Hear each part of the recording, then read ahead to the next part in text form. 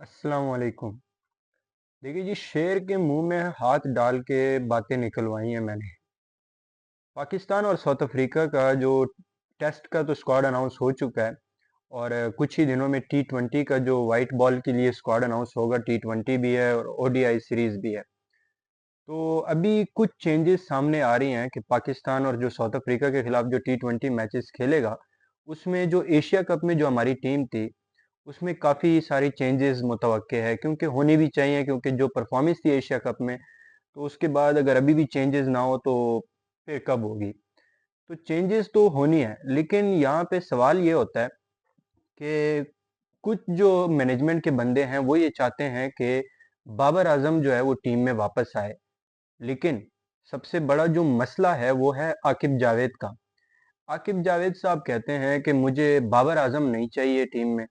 हालांकि यहाँ पे ये होना चाहिए था कि पाकिस्तान की जो टीम है वो ये कहती कि हमें आकिब जावेद नहीं चाहिए, क्योंकि जब से आकिब जावेद पाकिस्तान टीम का सिलेक्टर बना है, या पहले कोच थे फिर सिलेक्टर बन गए, तब से पाकिस्तान टीम का बेड़ा ही गर्क हुआ है।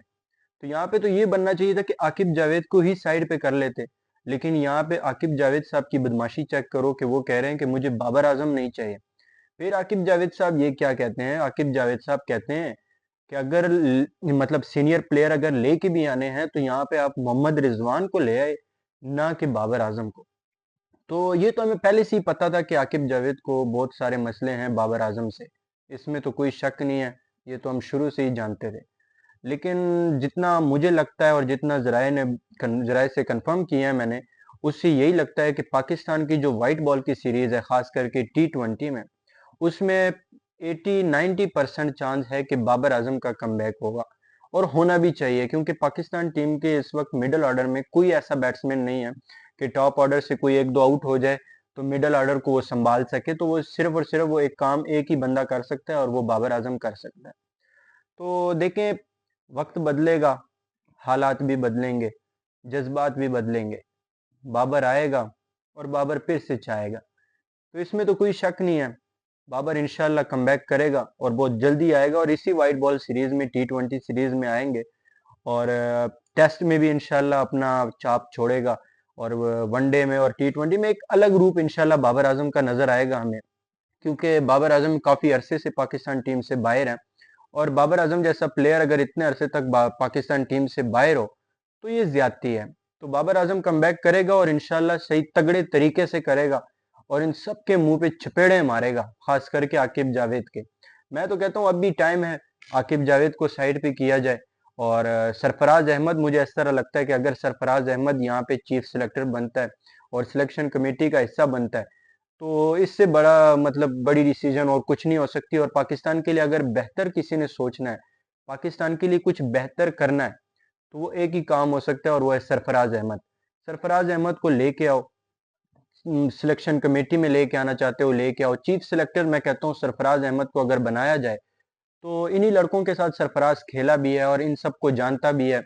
और सरफराज जिस तरीके का ईमानदार बंदा है, मुझे नहीं लगता कि पाकिस्तान टीम में या एक्स क्रिकेटर में कोई इस तरह का बंदा है। तो सरफराज ही एक वाहिद इस तरह का बंदा है कि अगर वो चीफ सेलेक्टर बनता है तो पाकिस्तान टीम, मुझे ऐसा लगता है कि काफी अच्छे रास्ते पे जा सकती है। तो उम्मीद करते हैं कि अल्लाह करे सरफराज बने और आकिब जावेद से जान छूट जाए और ये साइड पे हो जाए, ये अपना लाहौर कलंदर जाने, ये जाने बस।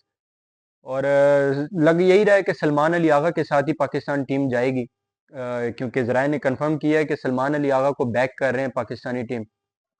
कुछ नहीं कह सकते, मैंने पहले ही बताया था कि पाकिस्तान टीम को चाहिए, मैनेजमेंट को चाहिए कि इस वक्त शाहीन शाह अफरीदी को पाकिस्तान का कैप्टन बनाया जाए। लेकिन अगर वो सलमान अली आगा के साथ ही जाना चाहते हैं तो नो इशू, कोई मसला नहीं है।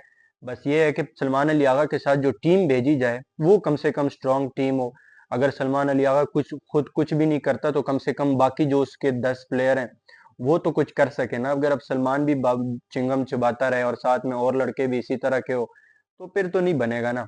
अगर T20 वर्ल्ड कप में अपनी इज्जत बचानी है तो फिर बाबर को तो लेके आना पड़ेगा, इसमें तो कोई शक नहीं है। बाबर के अलावा अगर आप गए तो आप पहले ही राउंड से आप बाहर आ जाएंगे। तो अब देखते हैं, एक दो दिनों में स्क्वाड अनाउंस होगा, फिर उसके बाद इंशाल्लाह इस पे बात करेंगे। उम्मीद तो यही है कि बाबर आजम कमबैक कर रहा है।